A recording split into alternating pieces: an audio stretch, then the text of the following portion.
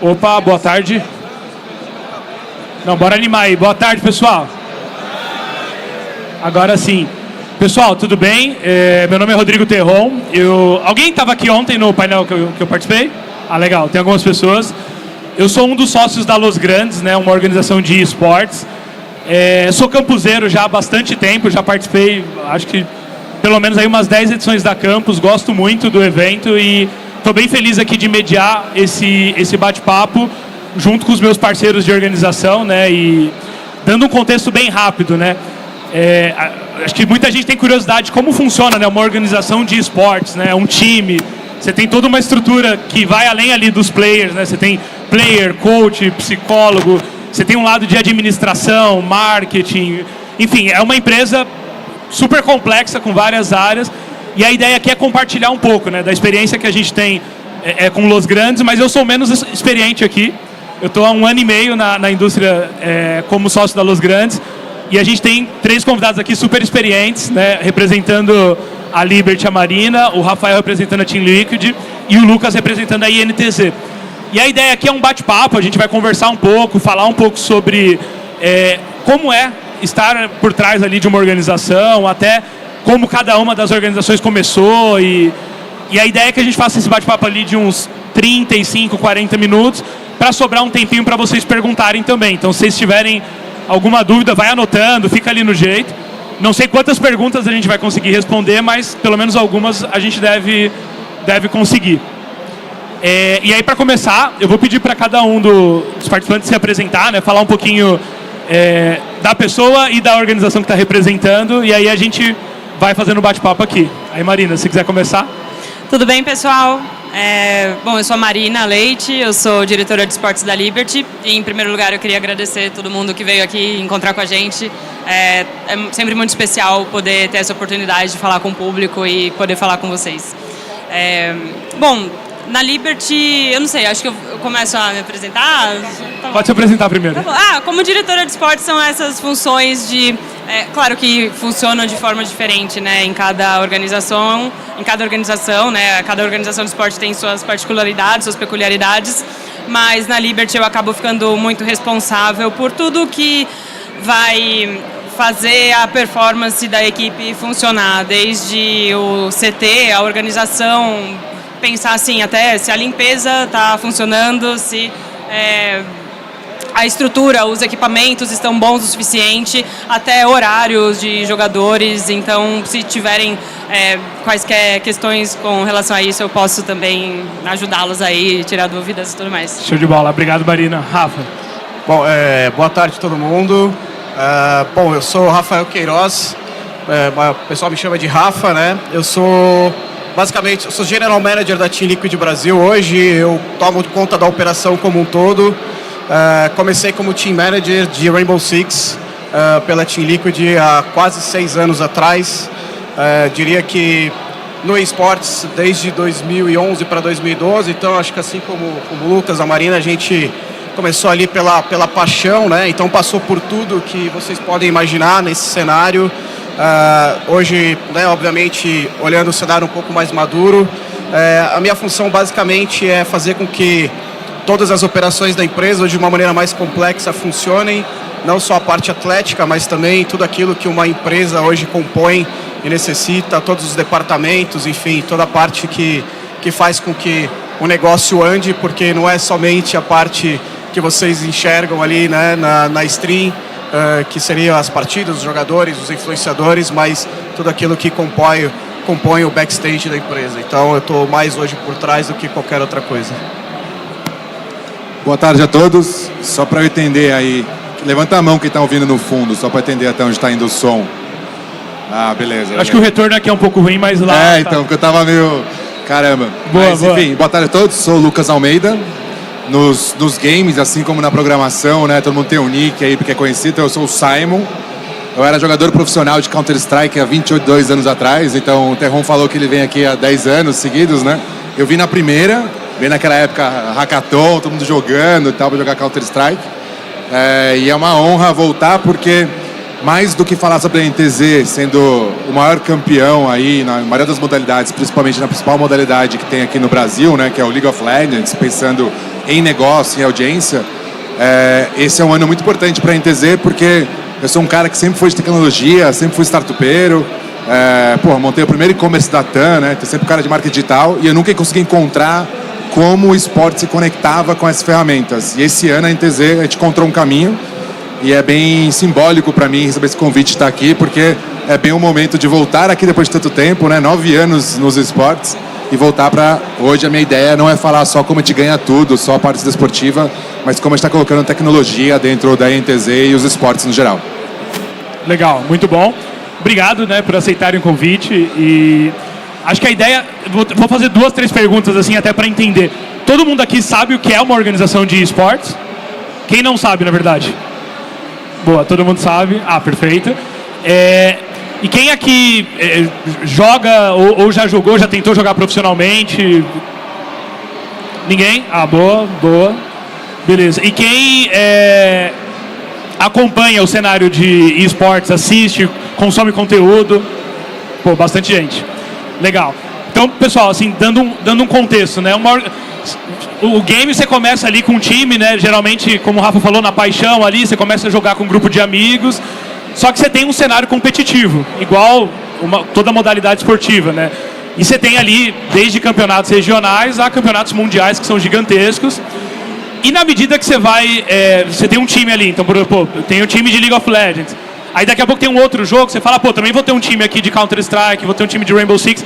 Você passa a criar uma marca que tem ali várias equipes representando, e aí é o que a gente chama de organização, que é onde a gente começa a trabalhar não só aquele time, mas trabalhar uma estratégia de como aquela marca se posiciona dentro do esportes em geral, né? E acho que nos últimos anos isso tem ido até além um pouco só do competitivo, né? Hoje as organizações, elas têm influenciadores, aí tem uma galera que faz live, então são os streamers, aí tem algumas pessoas às vezes ligado à música, à produção de conteúdo para YouTube, por exemplo, no caso da Los Grandes, a gente tem skate, a gente tem a Pamela e o Kelvin, então são modalidades que se conversam de alguma forma, mas que a gente passa a trabalhar para criar uma marca, e essa é muito a minha visão, assim, que vai durar, sei lá, 30 anos, que a gente vai criar uma marca que pessoas se identificam, como o jovem ali que está com a camiseta da PEN, fala, eu gosto da PEN, eu me identifico, eu visto, eu estou ali, e você passa a acompanhar não só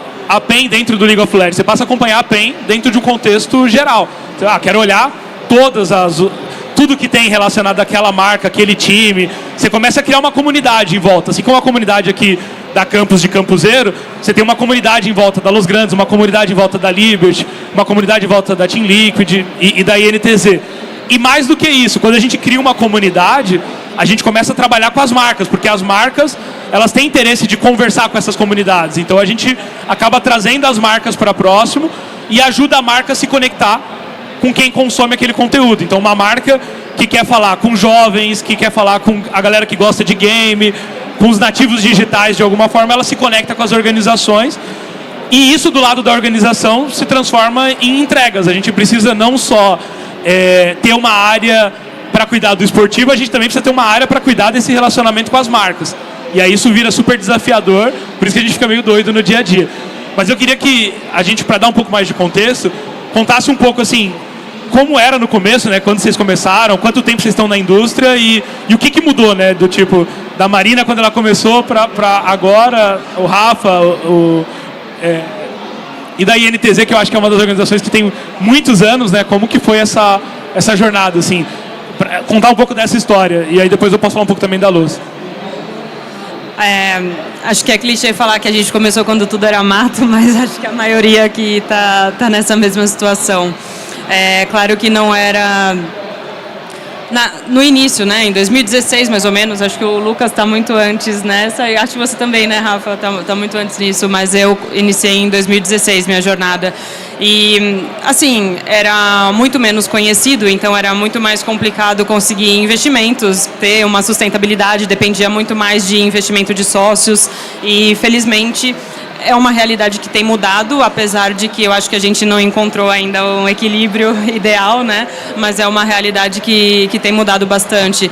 Então, no início, eu precisava pensar muito... E aí vale falar também que no início eu era CEO, eu tinha uma organização, eu não atuava, né, como funcionário, como colaboradora de uma organização.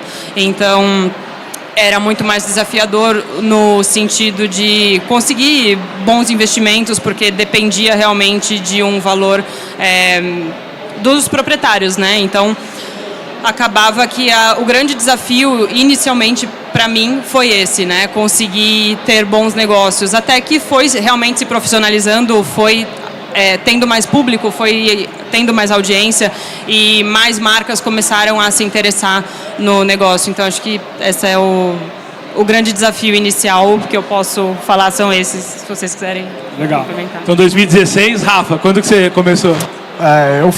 E até é engraçado porque a minha história, por exemplo, eu tinha zero conexão com esportes. Lógico que eu sempre joguei videogame, eu era lan house também, etc. Mas eu acabei caindo nesse mundo por conta de uma conexão familiar. Um primo meu tinha uma organização que era a Santos Dexterity, e que na época ele falou assim, pô, eu consegui usar o nome do time de futebol no meu time de videogame. E eu falei, que raio é isso? Da onde surgiu, né? O que significa isso? E ele, na verdade, me ligou para que eu pudesse indicar para ele uma pessoa para o comercial. Eu tinha outros negócios, eu estava envolvido em outras coisas. E aí eu acabei indo almoçar com ele e eu percebi que ele não tinha a menor noção do que estava acontecendo no negócio dele. E como eu tinha um pouquinho mais de experiência, vamos dizer assim, empreendedora, eu acabei até ajudando ele a escrever, né, o plano de negócios e tudo mais. E ele, naquela época, ele me levou para jogar, na verdade, acho que ele estava jogando uma relegation contra a NTZ Red na época, no estúdio da Riot, e aí eu fiquei alucinado. Eu falei, isso aqui é muito legal, né? Eu sempre gostei muito de competição, seja do que fosse. E naquela época eu acabei falando, falei, pô, acho que aqui tem alguma coisa aí que pode sair daqui em diante. Mas como a Marina mesmo falou, era tudo muito embrionário, né? Tava muito na mão de poucas organizações que investiam capital próprio, né? Então, acho que o próprio Lucas, o pessoal da PEN, Cade, CNB, enfim, naquela época tinha um nicho muito fechado de pessoas que empreenderam um pouco antes e que estavam assumindo aquele risco de basicamente abrir o mercado. E a gente via, obviamente, tinha muita dificuldade para encontrar ali profissionalismo para além do que era necessário. Era muito difícil explicar para uma marca, né, o que estava acontecendo. Ainda tinha, né, hoje ainda tem preconceito com relação a gamers de uma maneira geral, mas naquela época era muito mais difícil de você conseguir colocar alguma coisa que desse para você quebrar esse tabu. Então acho que as coisas foram amadurecendo, como em todo o mercado. Eu acho que hoje, obviamente, a gente tem um cenário muito mais aberto. Acho que 2016, talvez eu falo, né? Acho que foi um ano muito importante, porque a gente começou a ver esses movimentos lá fora de grandes fundos investindo em grandes organizações. A Liquid foi uma delas. A Liquid também não é diferente das organizações que a gente tem aqui. Ela nasceu da paixão de uma pessoa que estava envolvido no cenário de competição. O Vitor, nosso fundador, foi jogador profissional de StarCraft. Então, assim, a história não é muito diferente, né? Ela meio que se replica em vários setores. Você sempre vai precisar de pessoas que invistam e que abram esse campo para que outras coisas possam surgir. E acho que a gente está começando a olhar agora e colher frutos dessas pessoas que desbravaram no passado. Mas ainda tem, eu brinco que esportes, ainda comparado com esportes tradicionais, a gente está vendo aí um bebê muito saudável, mas ainda é um bebê comparado com o que a gente tem em esportes tradicionais, mas já é um bebê muito saudável que mostra a sua força, né? Então é muito legal ver como o cenário vem se profissionalizando. Boa, fala, Lucas. Não, total. E o Terron comentou uma boa pergunta, né? Como começou tudo. No meu caso, assim, ele está muito conectado, o Lucas, né? O Simon, como eu disse, com a NTZ. Porque há 22 anos atrás eu jogava Counter-Strike profissionalmente, né? Naquela época, quando eu ganhava, por exemplo, o campeonato em cima do Gaules, na G3X com o meu time, te ganhava, a premiação era um mouse ótico pro 5, porque naquela época era mouse de bolinha, então era um prêmio incrível, assim, né? Então cada um ficava com o mouse um dia da semana, ou uma peça do mouse. E, pô, daquela premiação onde era o mouse, né? Hoje está falando aí premiações maiores que Libertadores, por exemplo, campeonatos internacionais também, como o Dota. Então, essa construção faz bastante sentido, né? E realmente teve uma pausa. No meu caso, eu jogava 22 anos atrás, eu queria ser jogador profissional de Counter-Strike, era meu sonho. E eu jogava com o Kogu, que é uma personalidade muito famosa no Counter-Strike, foi campeão mundial e eleito o melhor jogador do mundo. E eu me achava melhor que ele jogando. Então eu tinha parado de jogar, ele foi pro MBR, enfim, e foi campeão dessa maneira que eu contei. Então eu sempre fiquei com a pulga atrás da orelha, né? Se eu me achava melhor que ele. Se eu tivesse continuado, talvez eu teria tido o mesmo sucesso, ou junto com ele, esse sucesso que ele teve, né? E aí, depois de, enfim, 15 anos, aí a gente fundou a NTZ em 2014. Sempre foi meu hobby, então eu vivo do meu sonho, mas meu sonho hoje não é ser mais campeão mundial, o Lucas jogando, e sim transformar os meus atletas, né, realizar os sonhos deles, e sim sendo campeão ou fazendo, dando toda a estrutura para eles chegarem nesse momento de realizar o sonho deles, né? Então o sonho da NTZ é esse, que está muito entrelado com o meu. E realmente, esses 9 anos, né, quando a gente entrou, o meu foi em casa 2014, junho de 2014, quando eu voltei pro cenário, realmente tudo era mato, né? E a gente foi capinando ali, construindo. E eu acho que nos últimos anos, principalmente nos últimos 4 anos, assim, rolou o que eu brinco, que é o darwinismo empresarial dentro dos esportes, né? Que todo segmento acontece. Então, são pessoas entusiastas querendo fazer, e isso vai se afunilando para um nível de profissionalismo que eu enxergo hoje que ele existe e ainda foi turbinado porque as principais ligas viraram o que é chamado nos Estados Unidos de franchise system. Então, a maioria das pessoas que estão aqui participam de uma liga, como por exemplo o CBLOL, e o CBLOL é uma liga de franquias como se fosse NBA, né? Então isso acaba acelerando o darwinismo empresarial e turbinando o segmento. Eu acho que o maior desafio, assim como a Marina trouxe, é o desafio hoje de como você monetizar, mas ao mesmo tempo conectado, como o Terron falou, sobre a comunidade, né? E no caso da NTZ, a gente está bem focado nisso esse ano. E, pô, como eu disse no começo, eu sempre fui startupeiro, sempre gostei de tecnologia. E a gente encontrou esse ano uma maneira de conectar o que eu gosto, o que eu entendo, junto com a minha outra paixão, com a esportes. E aí eu vou contando aí aos poucos, que é o que eu queria trazer principal aqui para compartilhar com todos. Muito bom. E eu acho que o momento que a gente está agora, assim, né?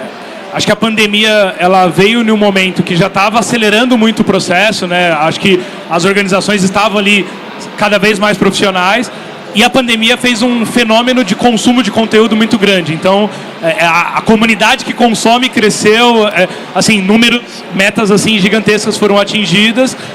E agora a gente está vivendo pós-pandemia, né? Onde acho que quem está aqui, né, 4 dias de campo, 5 dias de campo, sabe a dificuldade que é se organizar para estar aqui. Agora imagine, por exemplo, a gente tem times jogando todos os dias, vários campeonatos, e o nosso desafio é criar uma comunidade que está ali acompanhando, que consegue assistir um jogo por exemplo, ontem a gente estava jogando 9 horas da noite, tinha uma galera lá assistindo, mandando o goloso ali no chat. Todo final de semana praticamente tem CBLOL, tem essa comunidade ali acompanhando, assistindo, lidar com os momentos difíceis, né? Então, por exemplo, um campeonato como o CBLOL, que tem 10 times e só um ganha, só tem 2 campeonatos no ano, então praticamente você tem ali 20 times buscando essa posição e só 2 ganham. Então nem sempre é simples, porque a comunidade, quando ela veste a camisa e ela quer estar ali, ela quer que o time ganhe. Então assim, pô, tô aqui acompanhando, eu dediquei meu sábado e meu domingo assistindo, eu quero que o meu time entregue resultado. E ao mesmo tempo a gente fazer tudo isso, fazendo esse discurso de como gerar valor para a comunidade, mas ao mesmo tempo como gerar valor para as marcas que estão financiando isso, porque tem alguma marca, né? Tem essas marcas que estão aqui na camiseta que de alguma forma elas estão viabilizando tudo, elas estão colocando dinheiro dentro da operação e falando, não, vai lá, monta o time, participa do campeonato, busca esse título e fala de mim assim, enquanto vocês estiverem lá. E eu acho que o desafio é esse. E aí, acho que a gente falou aqui um pouco de monetização, mas acho que é um tema super interessante. Como hoje assim, os principais meios de geração de receita, vamos dizer, de cada organização, né? Como que a gente faz a conta fechar e o que vocês enxergam de oportunidade? Do tipo, por exemplo, no caso da Lousa, a gente começou a entender, eu estava falando com a Marina agora, a gente criou um e-commerce, a gente tem a Red Dragon que vende periféricos, e aí a gente falou, pô, preciso ajudar a Red Dragon a vender mais. E as pessoas querem comprar a camiseta da Los Grandes. Vamos colocar a camiseta da Los Grandes dentro do e-commerce com a Red Dragon e tentar vender junto. E tá dando certo, é um caminho. Então, assim, o nosso desafio é pensar caminhos que gere receita, que gere valor para as marcas, para a Red Dragon olhar para mim ano que vem na hora de renovar e falar, pô, bora aumentar esse valor aí, vamos colocar mais, para a gente pôr mais produtos, para a gente fazer mais ações. Então, queria ouvir um pouco no caso da Liberty, da Team Liquid e da INTZ, como que vocês estão fazendo. Claro. No caso da Liberty, eu não sei se todo mundo aqui entende, né, de onde vem uma fonte, de onde saem as fontes de receita que uma organização de esporte eletrônico tem, mas eu acho que vale traçar um paralelo ao esporte tradicional mesmo, né, como clubes de futebol, por exemplo, que recebem valor de campeonato, transferência de passe de jogadores, além de patrocínio, tem também investimento no esporte eletrônico, precisa ainda, né, de investimento de sócios também, mas eu acho que é interessante vocês pensarem traçando esse paralelo a um time de futebol, que é o que a gente tem mais contato, né, mais popular no Brasil, e as fontes são essas, são receitas de campeonato, receita de transferência de jogadores, vendas de produtos, né, merchandising, isso também é muito importante e acaba que é um grande desafio para a gente também encontrar novas fontes de receita, porque a gente precisa, para se manter competitivo, conseguir algo que nos destaque, né, algo que se torne diferente do que de outras organizações. Então, acho que na Liberty isso é um ponto que a gente consegue destacar. Acho que é legal também pontuar uma coisa importante. Acho que todo mundo sofre a mesma dor aqui. Muitas vezes a gente vê os números de premiações divulgados, né? E aqueles milhões que estão ali. Acho que é importante dizer que eles não são os valores mais relevantes para as organizações. Grande parte das premiações elas ficam com os próprios jogadores, de maneira geral. Então é óbvio que a gente precisa ter fontes de arrecadação que são adicionais a isso. Não é que não seja importante, mas é muito difícil de você fazer a sua previsão financeira em cima de vencer campeonatos, né? Vencer campeonatos é uma coisa que todo mundo busca aqui. Com certeza as 4 organizações representadas aqui estão o tempo inteiro buscando isso, mas a gente sabe que nos campeonatos em que a gente está disputando em comum, só um vai sair vencedor e pode nem ser um dos nós 4, então é muito difícil você contar com isso. Mas sim, acho que a parte de B2B, né, que seria justamente as regras, as receitas que vêm de patrocínio, acho que são, no caso da Liquid, são as principais hoje também. A gente tem uma carteira de patrocínio bastante grande e bastante consistente. A gente tem contratos aí que passam de 12 anos de contrato, 13 anos de parceria, então isso é super importante para a gente manter. A gente tem investido cada vez mais no B2C, que nem o Terron falou. Eu até, pessoalmente, entendo que o B2C acho que é o grande caminho, o grande turnover. A gente vai chegar em um determinado momento em que, quando a gente estiver mais maduro como organização, a gente vai conseguir, de fato, converter a porcentagem de receita vindo muito mais do B2C do que do B2B, porque isso vai estar muito mais sob o nosso controle, com risco muito menor. Obviamente, né, a gente tem outros negócios anexos. No caso da Liquid, a gente hoje é dono da Liquipedia, por exemplo, que é a maior enciclopédia de informações de esportes que tem hoje na internet. Então a gente tem um acervo de mídia próprio que ajuda muito para a gente gerar receita a partir disso também. A nossa parte de produto, apparel, licenciamento, ela é muito grande. A gente hoje tem associações com grandes marcas como Marvel, Star Wars, Naruto, Tokidoki, enfim, outras marcas que a gente tem se associado, que ajuda com que a gente também fure a bolha para além dos esportes. Enfim, então a gente está sempre buscando fontes de receitas adicionais para que a gente consiga manter o negócio sempre saudável. O que é um desafio muito grande, mesmo para uma organização global como a Liquid. E a gente, óbvio, tenta fazer isso tudo muito dentro do que a gente tem como plano de negócio e dentro dos nossos valores, que a gente tenta sempre não fugir deles, para que a gente mantenha sempre a nossa marca em evidência. Perfeito. Fala aí, Lucas. Antes de tudo, eu queria mandar um salve intrépido aí pro intrépido usando ali a camiseta da NTZ. Tamo junto, Go NTZ. Brincadeira à parte, mas também super importante aí complementar. Eu acho que o pessoal falou bastante, né? Mas eu gosto de classificar as fontes de receitas em 3 grandes grupos. E cada grupo tem uma série de linhas de receitas que todo mundo está aprendendo ao que é o melhor ali, né? nos conceitos de marketing fala muito quando você vai fazer, por exemplo, uma campanha de anúncios, né? Tem aquele conceito de você pegar todos os canais, colocar um pouquinho de dinheiro em todos, quando você encontrar o principal, você vai, pausa tudo o resto e foca nisso, né? Até que você consiga atingir ali a escassez daquele investimento em marketing. Eu enxergo também que o esporte está nessa linha também de encontro de receita, né? Acho que cada um aqui tem uma fonte primária de receita, que é as marcas, mas como os projetos são feitos com as marcas muda bastante, né? Mas ao mesmo tempo, esses clusters que a gente divide, por exemplo, marcas, e a partir de marcas a gente tem hoje umas 6 linhas de receita, que vão desde uma ativação pontual, patrocínio, royalties por licenciamento, né? Que nem, sei lá, a caneca da INTZ, assim como do Corinthians, Flamengo, etc. O segundo são as publishers, né, as donas dos jogos, que pode ser desde o licenciamento in-game, então realmente aí está fazendo o licenciamento de sua marca dentro do jogo, e por isso você ganha quando tem uma arma da Liquid dentro do Rainbow Six, ou quando a gente vai para o Mundial, né, a gente já foi 5 vezes do LoL, e toda vez que a gente vai a gente tem ali um ícone e tal. Mas realmente a premiação a gente acaba usando como bônus, né, nos jogadores, assim como o futebol faz também um pouco, né. E o terceiro, que eu acho que é a dificuldade, eu vejo que a Liquid aqui de nós é o que está mais avançado nisso, né? Até porque a Liquid é difícil brigar, porque aqui a coca deles aqui vale 5 cocas, né? Então os caras são dos Estados Unidos, realmente tem uma operação muito forte aqui no Brasil, mas sendo um grupo dos Estados Unidos, o dólar vale mais, né? Pelo menos por enquanto.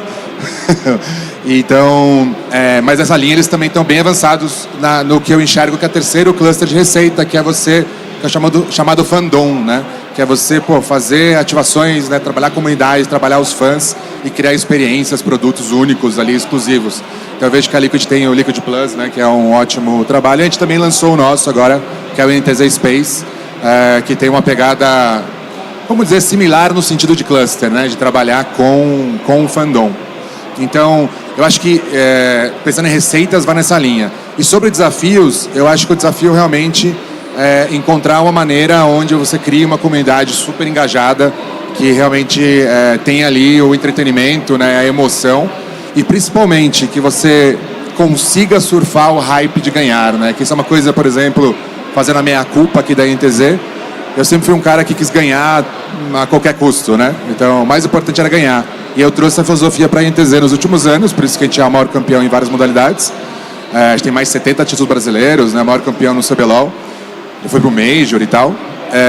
Mas nos últimos 2 anos a gente percebeu que só ganhar não é importante. O ganhar, na verdade, é o momento que você tem que estar preparado para surfar aquele hype e manter a comunidade. Então esse ano a gente está bem forte nisso e eu acho que a gente está no caminho certo aqui. Pelo menos nos próximos 3 anos a gente imagina que esse é o caminho aí que a gente vai conseguir encontrar nosso modelo de negócio de receita mais parrudo. Legal. E aí, indo para um próximo tema, que eu acho que a gente poderia falar um pouco sobre talentos também, né? Acho que a gente, como organização, acho que tem 2 desafios, né? Um, atrair grandes talentos que já se provaram, que já ganharam títulos e mostrar que aquela organização ela é interessante para aquele talento, né? Que pode ser um próximo nível da carreira dele e, ao mesmo tempo, identificar novos talentos. Alguém que nunca jogou profissionalmente ou que está ali no que a gente chama de Tier 2, Tier 3 e que tem potencial para disputar os maiores campeonatos e ainda não teve oportunidade. E aí eu acho que cada organização tem uma metodologia, tem um jeito de fazer esse trabalho, né? Tanto de atrair os grandes nomes quanto de trazer os novos talentos e até trazer renovação, né? Porque o ciclo ele vai passando, né? As pessoas, uma hora elas param ali, aí ela começa a mudar. Isso também a gente poderia falar um pouco, né? De como é o final da carreira de um player, o que ele pode fazer, né? Que aí ele pode ir para um caminho de influenciador, pode ir para uma staff, virar um coach. Mas assim, como cada organização lida com talento, seria um tema legal. Posso mudar um pouco a ordem aqui? Pode. Se importa, Marina? Eu queria fazer uma pergunta para você, né, Terron? Porque eu vi uma entrevista sua, né, pro Globo Esporte, falando sobre a transição da Los Grandes, no sentido de era muito focado em influenciador, né, e fazer a transição em desportivo, né, focar mais no esportivo. Que é curioso, porque realmente eu acho que os clubes que têm mais tempo, né, sempre foram muito fortes no desportivo. Era o que todo mundo pensava, né? Talvez uns menos, uns mais. Mas a turma que veio do Free Fire, assim como a Los Grandes, né, onde você está dentro, sempre foi focado muito na parte de influenciadores, né? Que inclusive hoje na INTZ te vê como 2 braços de pilares, assim, que é a parte de influenciador e a parte esportiva. Como que está sendo essa transição para você, né? E realmente o trabalho dos grandes sempre foi incrível na parte de influenciadores. Essa pergunta que você fez, eu queria ouvir de você. Legal. Para quem não conhece a Los, né? A Los Grandes, ela foi fundada pelo El Gato, que é meu sócio. O El Gato, ele, antes do Free Fire, ele já era um produtor de conteúdo para YouTube, ele já era muito famoso, né? Ele começou fazendo stand-up gospel, humor ali ligado. Ele era da igreja, então ele fazia muito humor com o dia a dia ali, a dinâmica de igreja. Disso ele passou a fazer outros tipos de conteúdo de humor. E quando ele viu o Free Fire chegando no Brasil, ele olhou para o jogo não para jogar competitivamente, ele olhou e falou assim, cara, esse jogo é legal, dá para fazer conteúdo disso. E ele começou a fazer conteúdo com o Free Fire. Lá atrás, assim, ele foi um dos caras que começou esse movimento, né, de fazer de ter muitos números em live, mas de fazer as casas de influenciadores, de produzir conteúdo para YouTube todo dia. E a Los Grandes, ela foi criada assim. E quando eu conheci ele em 2021, ele chegou para mim e falou assim, pô, eu montei uma organização sem saber que eu estava montando uma organização, porque eu montei o time para produzir conteúdo, mas agora a torcida está me cobrando resultado e eu não montei para ser um time, uma organização. Eu preciso de ajuda. E eu preciso de... Aí ele me chamou, você não quer ser meu sócio? Você não quer trabalhar comigo? E não sei se ele escolheu o sócio certo, porque eu também nunca tive experiência com games, né? Eu venho de startup, de tecnologia. Acho que o mais próximo que eu tinha de competição era com a Xiaomi organizando o hackathon aqui dentro da campus, fora da campus. Então foi uma coisa assim muito nova para mim. Só que quando eu cheguei eu falei, pô, legal, mas eu tô olhando pro Free Fire e o Free Fire, assim, os primeiros 2 meses na Los Grandes, o Free Fire tava caindo os números. Aí eu falei, primeira coisa, se a gente quer virar uma organização, a gente não pode ficar só no Free Fire. E aí foi quando eu montei ali um primeiro time, sem fazer a mínima ideia de como montar um time de CS. Aí depois montei um time de Valorant. E aí todo mundo falava, cara, o LoL é o lugar que você tem que estar ali, você tem que entrar de alguma forma. Quando eu vi a oportunidade de comprar uma vaga para entrar no LoL, né, é um investimento muito grande, eu falei, não, eu vou entrar no LoL. E aí foi onde eu olhei e falei, pô, agora eu preciso de ajuda. Porque eu tenho 3, 4 equipes aqui, jogos diferentes, e eu não tinha ninguém muito experiente, né? O El Gato, como influenciador, como produtor de conteúdo, como até manager e revelador de talentos para conteúdo, ele é muito bom. Como esportivo, embora ele é gamer, ele não é o cara de competitivo. Eu também não era, eu sou um cara de negócios, assim. E aí eu busquei uma terceira parte, que foi a aquisição que a gente fez da Team One, que era uma organização também assim bem antiga, acho que de 2016, ganhou muitos títulos, e que eles não tinham, era um empreendedor sozinho também, né? O Cacavel, ele tocava tudo sozinho, e ele é o cara de esportivo, ele é o cara que monta time, que treina, que ajuda. E aí eu falei, pô, Cacavel, aqui tem um cara de negócio e tem um cara de influenciador, você não quer juntar com a gente aqui e fazer um negócio muito grande? E aí a gente está nesse momento. E aí isso é muito interessante, assim, a gente tem uma fanbase gigantesca, assim, juntando todas as redes, a gente tem quase 10 milhões de pessoas que acompanham a Los Grandes. E aí toda essa galera começou a cobrar a gente do resultado, mas a galera não chegou lá na Los Grandes por conta do esportivo, eles chegaram porque gostava do El Gato, assistia ele no YouTube. Só que a partir do momento que a gente começou a participar dos campeonatos, a organização começou a gente virou uma organização, aí a gente teve que se adaptar muito rápido para uma torcida que começava a falar, não, mas vocês têm que ir lá para ganhar. Você foi pro CBLOL para não ganhar? Não, tá errado isso. Você montou um time de CS para não ir pro Major? Não, tá errado isso. E aí o mindset teve que mudar, a gente teve que ganhar um pouquinho desse mindset de precisamos ganhar. E isso foi uma mudança, assim, até para mim muito grande, porque a cobrança da torcida, acho que assim, a comunidade ela é essencial e muito importante, mas o nível de cobrança dessa comunidade é muito grande. Então o dia que o time perde, o torcedor ele xinga o jogador, ele xinga a namorada do jogador, ele xinga a mãe do jogador, às vezes o vizinho do jogador ele xinga também. Então a gente tem que lidar com isso todos os dias. E aí você tem aquilo, por exemplo, no LoL você tem 2 campeonatos no ano e um time só ganha. A gente na última split foi terceiro lugar. Mas pô, terceiro lugar não é ser campeão. Então assim, pra torcida tem esse desafio. E aí a gente está nesse momento de equilíbrio. Hoje eu acho que a gente não faz tão bem mais a parte de influenciadores como a gente já fez no passado. E estamos tentando acertar bastante no competitivo sem perder essa parte. Então é uma construção. E ao mesmo tempo a gente está tentando criar um time de influenciadores que são torcedores. A gente percebeu que tem que estar conectado. Então o influenciador dentro da organização, ele tem que vestir a camisa e falar, cara, eu vou assistir a Los Grandes em todas as modalidades, eu quero ver a Los Grandes ganhar, eu vou sentar com o player e dar uma mensagem de apoio. O dia que o time perdeu, eu vou lá defender o player se precisar. A gente começou a criar esse mindset de pessoas que são influenciadores, mas que são fãs e torcedores do time. E isso tem dado resultado. A gente, acho que tem ido para um caminho de talvez não olhar só para os influenciadores que já são muito grandes. A gente tem investido muito em formar novos influenciadores, né? Então, a gente tem muitos influenciadores que cresceram no Free Fire, aí, que tem milhões de seguidores, mas tem muita gente muito boa que está lá há 4 anos, faz a live bonitinho, tem uma fanbase ali que acompanha e que falta oportunidade. Então, a gente fez quase todas as contratações desse ano, foi investindo em influenciadores menores, misturando eles com os influenciadores grandes para gerar esse desenvolvimento de novos talentos e aproximando e ensinando esses influenciadores a lidar com marcas, que muitos nunca tinham feito uma publicidade, não sabia como se portar ali dentro de um ambiente mais de publicidade, de se conectar com marcas, e aí a gente tem feito esse trabalho, trazer ele para eventos como a Campus. Então ontem a gente fez um painel com influenciadores aqui, e aí tem desde influenciadores como o Matheus Ueta, que é ator de novela desde os 7 anos e é super famoso, passou aqui, todo mundo queria tirar foto, etc. E outros influenciadores que estão com a gente há alguns meses e tem ali 30, 40 mil seguidores, ainda uma comunidade muito pequena, mas que tem muito talento. E eu acho que a ideia é essa, como a gente desenvolve e ao mesmo tempo como a gente busca talentos dentro da própria comunidade. Então a comunidade, muitas vezes, elas trazem essa necessidade, do tipo, esse influenciador, a gente se identifica com ele, a gente quer esse cara na Los Grandes, se vira. O pessoal me marca no Twitter e fala assim, @Rodrigo Terron, contrata. E é só isso, assim, do tipo, aí é nosso papel de identificar, treinar, saber se é o momento, dar o feedback. Às vezes as pessoas pedem alguns influenciadores que não faz sentido. Fala, pô, mas tá muito distante do plano que a gente tem aqui. E aí vai equilibrando ali os pratinhos entre ser relevante dentro do esportivo, conquistar títulos, ou se não conquistar, pelo menos disputar eles, e ter ali bons influenciadores que se comunicam com essa comunidade, que inspiram a comunidade, que troca com eles. Eu acho que é esse caminho mais ou menos.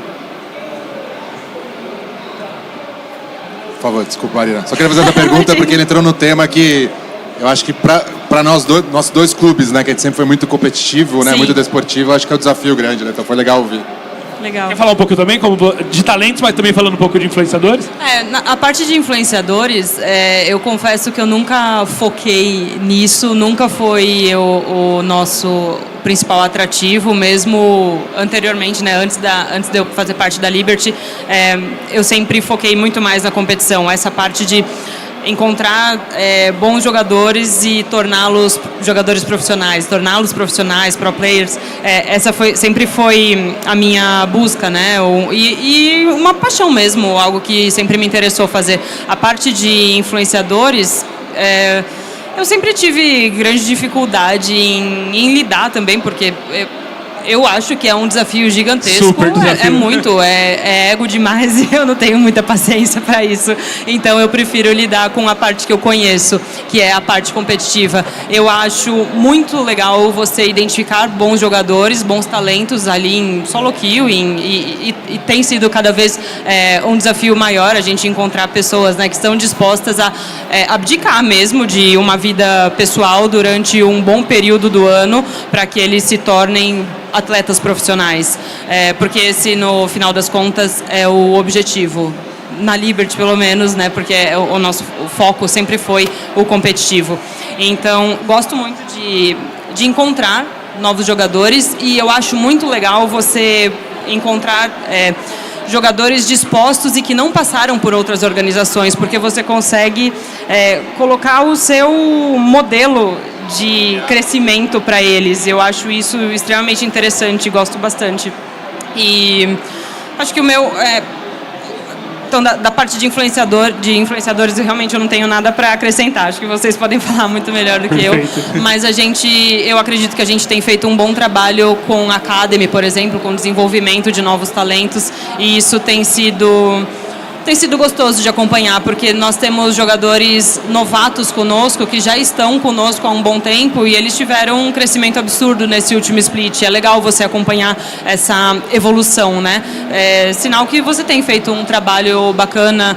A gente né, jogadores que gostam, que seguem a nossa rotina, que se identificam com a nossa rotina, continuam conosco, assim como jogadores que não têm esse perfil, essa pegada mesmo de competição, ou que gostam mais de focar no lado de criação de conteúdo, acabam não se interessando e acabam saindo, e eu acho que é perfeito, porque não tem ninguém enganando ninguém, né? O combinado nunca saiu caro. Então, pelo menos do meu lado, acho que é isso que eu consigo acrescentar. Acho que, falando pela Liquid, a gente também tem muito foco voltado para o competitivo, globalmente falando. Tanto que uma das premissas sempre, quando a gente vai contratar lines, né, novos times em nível global, e as pessoas sempre perguntam para mim, Rafa, vai ter algum outro time no Brasil, etc. A gente está sempre de olho, mas uma das premissas é que esses times tenham a possibilidade de competir globalmente. Então, a gente está sempre olhando para isso. A Liquid é a organização com o maior número de títulos, globalmente falando, maior quantidade de prize pool acumulado também. Então, a gente não tem como fugir do core da organização, que é competição e performance. Mas a gente tem e também o entendimento de que a parte de como você conta essa história precisa ter esses elementos adicionais, que são os influenciadores, os criadores de conteúdo, e a gente sempre procura ter criadores de conteúdo que se conectem com a marca e que se conectem muitas vezes com os jogos com os quais a gente está participando. Então, mesmo que a gente não foque 100% na criação de conteúdo ou em trazer criadores de conteúdo como parte do negócio de uma maneira mais focada, assim, é super importante para a gente ter eles dando esse apoio junto com a gente, porque são eles que vão muitas vezes comunicar com a comunidade e trazer novos fãs para a organização. Mas assim como a Marina, a gente também é muito focado na questão da performance, e um pouco diferente, a gente não é muito um clube formador. Normalmente a gente vai para o mercado e a gente busca já aquilo que está pronto para a gente constituir o time da maneira que a gente procura, do que a gente enxerga que vai performar melhor. Então a gente não tem nenhum time de base muito montado, né, para o desenvolvimento do atleta. A gente vai desenvolver o atleta já dentro da organização, dentro de um perfil que a gente considera já pronto para o competitivo. Legal. Ô Lucas, antes até de você falar, pegando um gancho da fala da Marina e do Rafa, que eu acho que é interessante, assim, até para entender um pouco da importância, no nosso caso, do influenciador. A Marina falou, né, ela falou abdicar da vida ali para colocar, né, e até para vocês entenderem a rotina de um atleta profissional. Por exemplo, no LoL, o nosso time, ele treina de terça a sexta, e aí eles chegam mais ou menos umas 10h30, 11 horas ali no office, e sai, às vezes, passa de meia-noite lá. Eles precisam jogar os treinos que tem agendado, e quando eles não estão jogando o treino, eles vão pro individual, porque eles também individualmente têm que melhorar. Então são assim, literalmente eles vivem em volta do campeonato. E no final de semana, sábado e domingo tem jogo, então eles vão todos, sábado e domingo eles vão pro estúdio jogar, e quando acaba o jogo eles ainda voltam pro office, às vezes para fazer uma review, para discutir um pouco o que poderia ter sido melhor, ou até para se preparar para a semana, passar ali. Então, você pensa que são 3, 4 meses de campeonato de dedicação total. A gente, no final do ano passado, no período de off-season, a gente foi, time de LoL, para a Coreia, ficou lá mais quase 50 dias de bootcamp direto, passou Natal, Ano Novo, treinando e tentando melhorar para a temporada aqui no Brasil. Então, é muito grande. E aí, um pouco da importância do influenciador, assim, na nossa ótica, é que como a gente tem uma comunidade muito grande, a comunidade fica assim, cara, mas me fala o que está acontecendo aí dentro. Pô, entra alguém lá na sala e grava eles. Pô, por que o Ranger não faz live? Porque o cara tá treinando o dia todo. Então, às vezes, eles colocam uma responsabilidade no player de ter que compartilhar, de ter que fazer stories, de ter que... E o player não consegue fazer isso e desempenhar bem o papel dele. E aí o influenciador, muitas das vezes, ele vem para fazer essa conexão com a comunidade, de quem está ali, às vezes tem um pouquinho mais de proximidade, aí ele vai comentar alguma coisa assim, do tipo, pô, o time está treinando bastante, a galera aconteceu isso, eu jantei com alguém do time, e aí ele leva isso em forma de conteúdo para alimentar essa comunidade que é curiosa, porque a comunidade, ela está ali, ela não se vê contente só de assistir o jogo, ela quer assistir o jogo, mas ela quer entender o que aconteceu. Então assim, a gente tem players coreanos, por exemplo, a galera fala, cara, o Lava comeu essa semana. O que o Lava comeu essa semana? Tipo assim, a galera quer saber o que o Lava está sendo bem cuidado. Ele se adaptou bem ao Brasil. Cara, até mandaram assim uma vez, pô, leva o Hirit para cortar o cabelo dele tá grande. Tipo, quem que leva ele? Aí você, tipo assim, a comunidade quer participar desse dia a dia. E aí o influenciador, muitas das vezes, ele faz esse papel de se conectar com a comunidade enquanto o player está ali focado no treino, no desenvolvimento mesmo dele competitivo. E aí, Lucas, fala um pouco de como é na INTZ. Eu sei que você já tem alguns influenciadores, assim, já faz um trabalho legal e tem que equilibrar isso, e fala também de novos talentos, né? A INTZ aí formou muita gente aí nessa... Vai fazer uma década ano que vem, né? Falta um ano, Quase uma 9 década aí de organização. Bom, eu acho que a gente está chegando no final aqui, antes das perguntas, né, pelo horário. Então eu vou ser bem breve e trazer 3 adendos do que o pessoal trouxe, né? No final das contas, nós somos concorrentes, mas acho que esse lance de... Eu sempre fui um cara, assim, desde o começo, que falou sobre o lance de ser concorrentes, né? Você tem que realmente se matar dentro de campo, né? No Summer's Rift, no jogo ali. Mas fora de campo, realmente, até o modelo de franquia acaba dando esse sustento, né, para o racional de que fora de campo a gente tem que crescer o cenário e tal. Então, é sempre um prazer, assim, né, ouvir o que eles falaram, pô, tá super alinhado. Mas tem 3 adendos aí rápidos. E se você quiser entender mais sobre a NTZ e etc., já queria convidar todo mundo que está assistindo aqui presencial e online aí, todas as minhas redes sociais, @NTZSimon. Eu falo bastante sobre o assunto e vou continuar a conversa lá depois. Então, os 3 highlights rápidos primeiro, a parte de influenciadores, né? A gente nunca focou muito nisso. Lá em 2015 a gente teve o primeiro influenciador, tal, de LoL, mais por oportunidade do que foco. Mas realmente quando chegou o Free Fire, né, era muito pautado nisso. Então a gente teve que aprender, foi bem difícil aprender. Mas acho que a gente aprendeu a fazer, ainda que o caminho de um influenciador de milhões de números, né, às vezes não é o melhor caminho. Eu gostei muito do Terron que falou que a gente também enxergou isso esse ano, que é, pô, qual que é o influenciador que também é torcedor? O cara que realmente está conectado com a torcida. Então a gente está indo nessa linha também esse ano. Então, bacana saber que dá para acompanhar outro clube também que está fazendo isso. Pra gente aprender junto. E aí, nessa linha, eu acho que é importante assim, também pensar que o influenciador em si, né, ele acaba trazendo ali uma relevância, né, ele acaba sendo uma voz ali dentro. Então, é uma coisa que a gente também está aprendendo a como criar uma voz que tenha sentido, né? Então, eu acho que esse desafio do influenciador também é o nosso. E esse é o primeiro adendo. O segundo, na parte competitiva, que também é mega nosso foco, esse ano a gente fundou uma equipe multidisciplinar, até onde eu estudei, público, assim, é a maior equipe do mundo multidisciplinar, onde basicamente a gente tem 10 profissionais de saúde, de performance, né? E a gente vai no nível de saber o quanto de café o jogador precisa tomar antes de um jogo e tal, exatamente para que, às vezes, aquele último hit para ganhar um campeonato. E a gente está implementando isso esse ano, né, nas modalidades, a gente está vendo um resultado bem expressivo, né? E, por último, na parte de comunidades, eu acho que esse é o maior desafio da NTZ e é o que a gente está focando agora. Então, de novo, né, é um prazer ver aí um intrépido aí presente, né, que são os autodominados nossos torcedores. E o que a gente está focando esse ano é implementar esse playbook que a gente criou no passado desportivo, qual multidisciplinar, etc. Trazer tecnologia para o que é de influenciadores e comunidade. E, principalmente na parte de comunidade, é nosso foco total. Então, mais ou menos 80% dos projetos nesse semestre vão ser para os torcedores, para a comunidade. Então a gente está bem animado com os resultados que a gente está vendo. E é engraçado, né, que a gente descobriu numa pesquisa que 87% da nossa torcida ela é maior de idade. E a persona, né, quem, enfim, ou já olhou no Google o que é uma persona, né, ou fez marketing aí, a persona principal são desenvolvedores. E a gente descobriu que o melhor canal de comunicação hoje não é nas redes sociais, é no e-mail. Exatamente para o pessoal mais velho, né? A gente tem 9 anos de clube, então a turma que tinha 13 a 25 anos já passou 9 anos, né? Então está sendo bem legal essa experiência, assim, e eu poder voltar de novo a trabalhar com tecnologia, né? Maltiques e afim. Uma curiosidade assim é que a maior parte dos desenvolvedores, eles viraram desenvolvedores por causa dos jogos, né? Na Rocket City a gente fazia muita pesquisa com os alunos. Cara, por que você virou desenvolvedor? Cara, um dia eu tava jogando, eu falei, como será que eu crio o meu próprio jogo?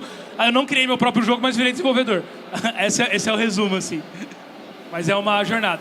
E aí, pessoal, a gente tem 10 minutinhos aqui, acho que dá para responder 3, talvez 4 perguntas. E aí, o pessoal vai pôr um QR Code aqui também do aplicativo, que quem vai estar participando lá da gamificação. E aí, quem quiser perguntar, só levanta a mão. A gente... tem uma ali já. Vou passar o microfone, aí você só fala teu nome e para quem quer a pergunta.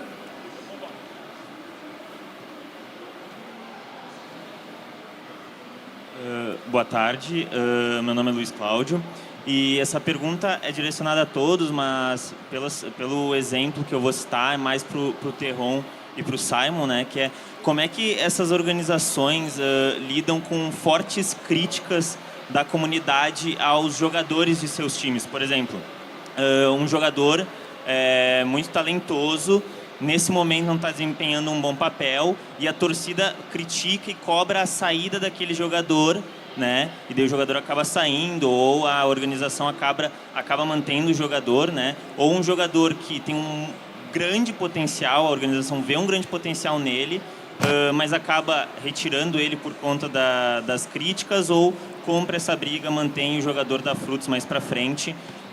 Eu peço para o Terron e para o Simon, porque hoje a gente vê um grande exemplo no LoL, né, que é a Loz ficou em terceiro no split passado, um baita time, eu pelo menos gostava, me divertia muito com os jogos da Loz.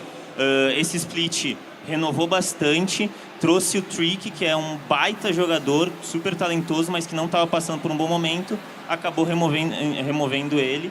E a gente tem o exemplo da NTZ, que split passado não teve um bom desempenho, mas comprou essa briga, manteve o time, e hoje o time, que tem grandes talentos e potenciais talentos como o Ninja, estão mostrando um excelente desempenho. Eu queria ver como é que a organização lida com esse tipo de crítica.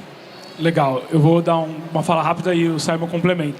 Eu acho que dentro da organização a gente trabalha muito com uma estrutura, né, de psicólogos, de acompanhamento, de entender durante a semana ali, no final de semana que eventualmente a gente não foi bem, como o time está, e aí vai desde individual, falar com cada player, em grupo, com a staff técnica, e vamos corrigindo ali na medida do possível. Nas redes sociais é um pouco mais difícil porque a galera tá naquela emoção, tipo assim, saída do estádio, quando você tá lá no estádio, sei lá, Corinthians e São Paulo, Corinthians perde, os corintianos saindo do estádio, é aquela coisa, tá todo mundo muito bravo, só que assim, é tempo real, aquilo ali é na hora, a galera vai explodir, vai colocar e assim, eu brinco até que tem um personagem meu ali no Twitter que às vezes eu entro na brigadeira, às vezes eu brigo com a torcida, às vezes se eu vejo que está muito crítico, eu abro uma live e falo, galera, vem pra live, vamos conversar, etc. Mas é uma forma, eu tento, por exemplo, puxar muito pra mim, como pessoa que está responsável pelo time, porque eu sei que quando eles estão enchendo o meu saco, eles estão enchendo menos o saco do time. Se eu não falo nada, por exemplo, porque assim, eles querem que uma pessoa fale alguma coisa pra eles direcionar toda a raiva pra essa pessoa. Então, se eu não falo nada, eu percebo que eles começam a ficar ali marcando o time. Aí comenta, aí manda mensagem pro jogador. Então, às vezes, quando eu vejo que a situação tá crítica, eu apareço no Twitter e falo, é isso mesmo, não sei o quê. Aí a galera vem, começa a ficar bravo comigo e deixa o time quieto. Mas internamente a gente trabalha muito com saúde mental, vai psicologia, tem um trabalho muito forte de acompanhamento, porque a gente precisa meio que dar um reset. Você sai somente de sábado para domingo. Vou perder o jogo de sábado, domingo você tem outro jogo. Cara, você tem que arrumar ali o time de sábado para domingo. Se eles não conseguirem resetar isso, o domingo a gente perde também. Então o trabalho de pós-game e durante a semana ali é super importante. E é um time, são várias pessoas. Vai ter conflito, vai ter alguém achando que alguém do time que está ali sendo o problema, esse problema vai mudar, vai ter alguém que vai ter uma situação familiar que vai impactar dentro do jogo, e aí a gente precisa tratar cada caso como um caso único, mas são tratativas diferentes. Na rede social a gente entra na onda da rede social, fora da rede social é um trabalho muito pautado assim, em boas práticas de saúde mental, que é super importante. Você falou sobre atletas, né? Mas e você? Não te impacta, não? Fica todo mundo te xingando? Às vezes, sim. Complicado, não tem, né? Não tem como, assim. Às vezes eu abro meu Twitter no dia que a gente perde, assim, e tem, cara, 2.000 marcações, assim, e aí eu abro a minha DM do Instagram, tem um monte de gente me xingando. Aí você fica meio, obviamente, mexe um pouco, mas, de novo, eu tento resetar rápido, porque a gente que está à frente do time, a gente precisa passar confiança para eles. Então, assim, a gente estava falando aqui no começo, né? Pode estar no pior dia possível, perdendo tudo. Se eu que estou à frente do time não passar confiança para o time, acabou. Então eu tenho que chegar, não, pessoal, é isso mesmo, essa split já foi, mas, cara, janeiro tá aí, vamos embora, não vamos parar agora, vamos olhar para o ano que vem, o que a gente pode melhorar, o que a gente aprendeu aqui? Deu errado, mas o que foi o aprendizado? A gente tem que passar esse tipo de... Aí é exercer liderança com o time, assim, então não dá para abalar muito, mas abala muito, assim, quando vem muita crítica, às vezes a galera toca na ferida ali, você fala, caramba, tipo... é muito ruim. É, total. Não, e é até engraçado, porque a gente sempre foi referência em inovação da parte de saúde, né? Até o próprio Cláudio, que está presente aqui, foi, acho que o primeiro, né, psicólogo dentro do cenário de esportes, né? Agora está na Team Liquid, e foi na NTZ. Então, a gente sempre foi pioneiro em trazer alguém de saúde, né? E, enfim, e implementar isso nos esportes. E o que é interessante, né? Eu nunca usei os serviços. Daí, desde o ano passado, eu comecei a usar toda a galera que tem de comissão disciplinar, porque realmente costuma me impactar duro, né? Porque a gente também é apaixonado pela torcida e pelo time, né? A gente também quer ganhar. E para mim, eu vivo o meu sonho, né?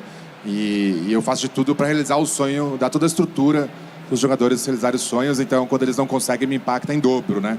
Pelo meu sonho e pelo deles. E aí o que a gente percebeu, até vou, né, indo bem na pergunta que você trouxe, que realmente a torcida cobra bastante, né? E quando a gente entrou na franquia, a gente entrou bem forte e a gente perdeu um pouco a nossa essência, tanto na parte de influenciadores, onde a gente... Vamos pegar influenciadores com números, não importa, tem que ter número de influenciadores. E é até engraçado porque eu vi o CEO da Twitch falando, né, que 60% das pessoas que assistem Twitch, eles assistem aos grandes canais. E aí funcionam como canal de televisão. Mas 40% do tempo dessa pessoa, ele assiste os micro-influenciadores. Por quê? Porque ele dá atenção, ele conversa, ele responde durante o momento que está assistindo a Twitch. Então, esse racional foi muito importante pra gente do que a gente está fazendo esse ano.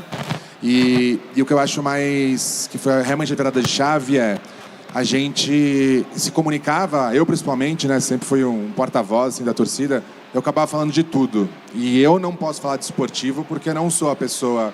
Eu entendo, mas não no nível, por exemplo, treinador, do talent manager e tal. Então, eu deixo que eles falem sobre o time, né? E eu falo sobre o resto da organização. E, principalmente, eu procuro sempre... Tá falando super parabéns ali no fundo. E eu, principalmente, sempre tento falar com a torcida o tempo todo, ao invés de só falar quando tem jogo, né? Então, o que a gente mudou bastante esse ano é estar em contato e realmente ouvir a torcida. E o que a gente percebeu é que a gente vem se entendendo muito mais e a hora de jogar é uma hora de torcer e não a hora só de esperar a NTZ perder para cobrar, né? E sim, pô, vamos junto, acreditamos. Então, esse ano está sendo bem legal, assim, como que a gente está trabalhando a comunidade e a torcida. E a torcida, ela cobra o que ela gosta, né? Então, assim, tem vários torcedores que vêm, xingam e não sei o quê, aí depois no dia seguinte ele fala, pô, Terron, eu tava com a cabeça quente, desculpa, fui moleque, não era pra falar tudo isso, porque... Tem aquele lance que a linha entre o amor e o ódio é muito próxima, né? É emoção, né? Vamos tentar responder mais uma, rapidinho. Ali.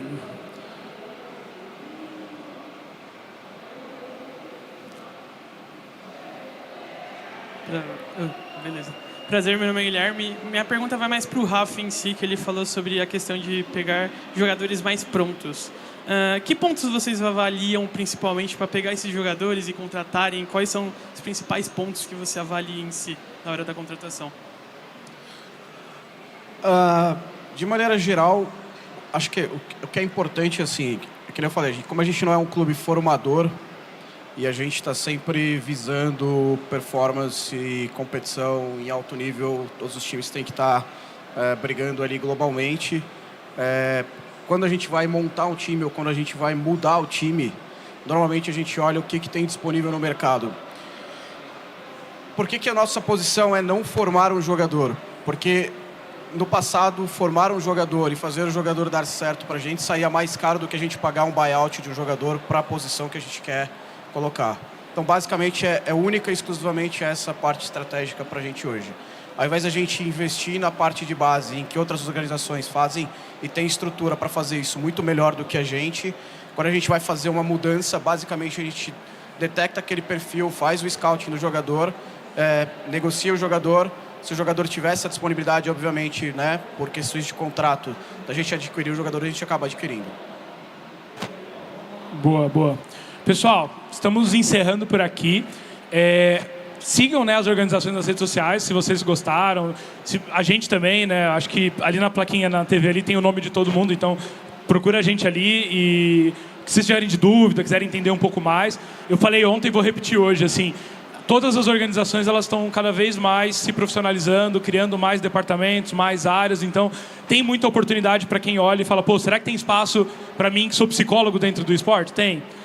Sou advogado? Tem. Sou administrador? Tem. Sou designer, marketing, fotógrafo, videomaker. Enfim, todas as áreas assim que uma empresa tem, as organizações elas estão criando. E se você tem desejo, né, uma vontade, um objetivo, com certeza tem espaço. Então, queria agradecer assim, a todo mundo que ficou aqui até o final, participou. Agradecer aqui a Marina, o Rafa e o Lucas. E aproveitem a Campus. Eu brinco bastante assim, a Campus é um evento que mudou minha vida várias vezes. Eu conheci muita gente aqui que eu levei para a vida e acho que é super importante vocês aproveitarem cada minuto e se conseguir voltar, voltem novamente. Provavelmente ano que vem eu estou aqui, devo estar em algumas aí pelo Brasil afora.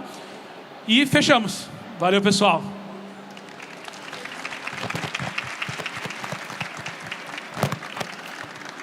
E o QR Code está aqui. Quem ainda não leu e quiser ler o QR Code, aproveita.